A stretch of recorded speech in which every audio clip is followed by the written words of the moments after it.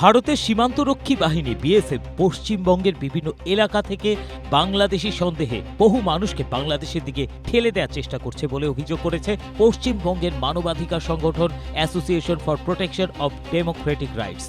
ক্ষমতায় আসার পর মুখ্যমন্ত্রী শুভেন্দু অধিকারী বিএসএফকে জমি হস্তান্তর এবং হোল্ডিং সেন্টার বা আটক কেন্দ্র চালুর মাধ্যমে কথিত বাংলাদেশিদের চিহ্নিত করে সেখানে পাঠানোর উদ্যোগ নেন। একই সঙ্গে বাংলাদেশে পুশ ব্যাক কার্যক্রম শুরু করা হয়। এর ফলে বহু মানুষ দুই দেশের মধ্যবর্তী এলাকায় আটকা পড়েছে বলে দাবি সংগঠনটির।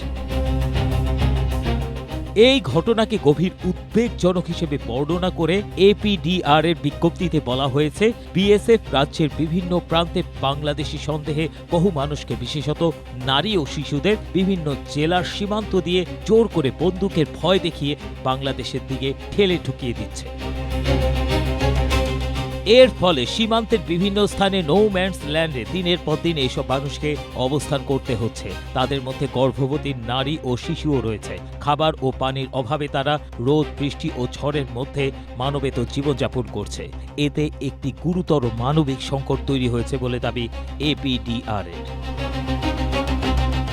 নো ম্যানস ল্যান্ডে ঠেলে দেওয়ার পর বিএসএফ তাদের দায়িত্ব অস্বীকার করছে। বিএসএফ এর দাবি, এসব ব্যক্তি বাংলাদেশি হওয়ায় তাদের প্রতি বাহিনীটির কোনো দায়িত্ব নেই। অন্যদিকে বিজিবির মতে তারা বাংলাদেশি এমন কোনো প্রমাণ নেই, বরং তারা ভারতীয়।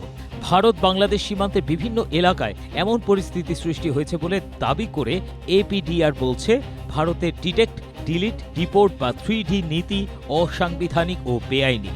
রোববার এক সংবাদ বিজ্ঞপ্তিতে এসব কথা জানিয়েছে পশ্চিমবঙ্গের মানবাধিকার সংগঠন এপিডিআর। প্রথম আলোর এক প্রতিবেদন থেকে এই সমস্ত তথ্য পাওয়া যায়। ABM Asaduzzaman, Asia post.